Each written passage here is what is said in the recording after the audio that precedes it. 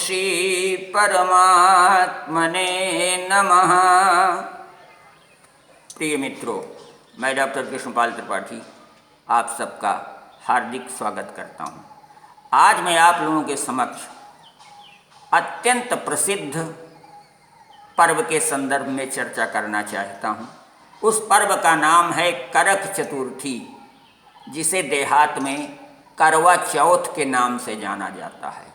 इस समय इस व्रत का बहुत व्यापक प्रचार है। हर समाज में, पूरे देश के अंदर करवा चौथ का व्रत किया जाता है। इतना ही नहीं, बल्कि विदेशों में भी जहाँ जहाँ पर भारतीय संस्कृति के अनुयायी हैं, वहाँ वहाँ पर करवा चौथ का व्रत बड़े प्रेम के साथ, बड़ी श्रद्धा, भक्ति और उल्लास के साथ किया जाता है। इसे सौभाग्यवती महिलाएं ही किया करती हैं। दरअसल यह व्रत कार्तिक कृष्ण पक्ष की चतुर्थी तिथि को किया जाता है, लेकिन वह चतुर्थी जो चंद्रोदय व्यापिनी हो, अर्थात चतुर्थी उस समय तक रहनी चाहिए जब तक चंद्रमा का उदय हो। ऐसी चतुर्थी के दिन करवा चौथ का व्रत किया जाता है। इसके संदर्भ में एक बड़ी कथा प्रचलित है कि प्राचीन काल में शाकप्रस्थपुर में एक ब्राह्मणी ने इस व्रत को किया। सौभाग्यवती ब्राह्मणी थी, विवाहिता थी, और इसमें नियम है कि चंद्रोदय के बाद ही जल ग्रहण किया जाता है अपने पति के हाथ से। चंद्रमा को देख करके, चलनी से चंद्रमा को देखा जाता है, उसके बाद पति ही पानी पिलाता है। तो उस समय उसको बहुत तेज भूख और प्यास लग गई। स्थिति ये हो गई कि बेहोशी की हालत आने लगी। तब उसके भाइयों ने कृत्रिम प्रकाश करके ये बता दिया कि चंद्रोदय हो गया है और तुम जल ग्रहण कर लो।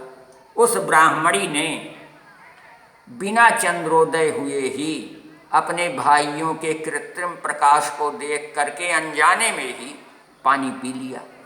परिणाम ये हुआ कि उसका पति अलिक्षित हो गया, अदृश्य हो गया। अब रोना गाना मच गया। ये हुआ कि पति को क्या हुआ, कैसे हुआ। तब किसी विद्वान व्यक्ति ने बताया कि तुमने इस व्रत को भंग कर दिया है, इसी कारण से यह तुम्हें दंड मिल रहा है। उसने 1 वर्ष तक प्रत्येक चतुर्थी का करवा चौथ के नियम के अनुसार ही व्रत किया और वर्षांत में उसका पति पुनः उसे प्राप्त हो गया। इस प्रकार से यह करवा चौथ का व्रत सौभाग्यवती महिलाओं के लिए अत्यंत महत्वपूर्ण है। ये नितांत सौभाग्यवर्धक है।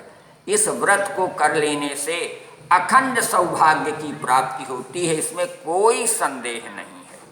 व्रत थोड़ा कठिन है, श्रम साध्य है। व्रती को चाहिए कि प्रातः स्नान आदि करके मिट्टी की बेदी बनावे और उस बेदी के ऊपर पीपल के वृक्ष की रचना करे, एक उसका चित्र बना दे और उस चित्र के नीचे शिव, पार्वती, कार्तिकेय आदि की प्रतिमा स्थापित करे, उनकी प्राण प्रतिष्ठा करे और उनका विधिवत पूजन करे।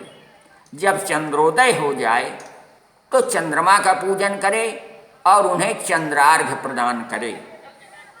बस इतने से ये व्रत संपन्न हो जाता है। हालांकि आजकल ये देखा जाता है कि छलनी से पति का चेहरा देखा जाता है, चंद्रमा को भी देखा जाता है, उन्हें चंद्रार्घ्य प्रदान किया जाता है, उनके प्रति श्रद्धा भाव व्यक्त किया जाता है और पति अपने हाथों से पत्नी को 2 घूंट जल पिला करके व्रत का समापन किया करता है। तो इस व्रत के प्रभाव से अखंड सौभाग्य की प्राप्ति सुनिश्चित है। 100% श्योर है कि इस व्रत के द्वारा उसे अखंड सौभाग्य की प्राप्ति होगी। इसी कारण से आजकल यह व्रत बहुत अधिक मात्रा में प्रचलित है। बड़ी श्रद्धा भक्ति के साथ लोग करते हैं और सबको पूरा फल भी मिलता है। ये भी निश्चित है कि जिसे आप जितनी श्रद्धा के साथ करेंगे उतना अधिक उसका फल मिलेगा, क्योंकि श्रद्धा और विश्वास ही तो मुख्य है। बिना श्रद्धा विश्वास के चाहे आप जितना बड़ा व्रत करें, चाहे जितना पूजा पाठ करें, उसका फल कहाँ मिलना है आपको। तो श्रद्धा विश्वास तो आवश्यक है। तो इसलिए मित्रों, अब यहीं तक मैं रुक रहा हूँ।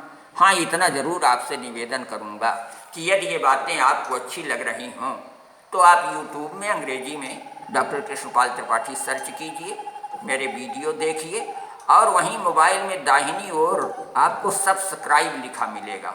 उसे टच कर लीजिए, मेरा चैनल सब्सक्राइब हो जाएगा और नित्य नवीन वीडियो आपको देखने को मिलेंगे। उससे तमाम ज्ञानवर्धक चीज़ें आपको प्राप्त होंगी। बस यहीं अपनी वाणी को विश्राम देता हूँ। अगली कड़ी में पुनः मिलेंगे, तब तक के लिए धन्यवाद, नमस्कार।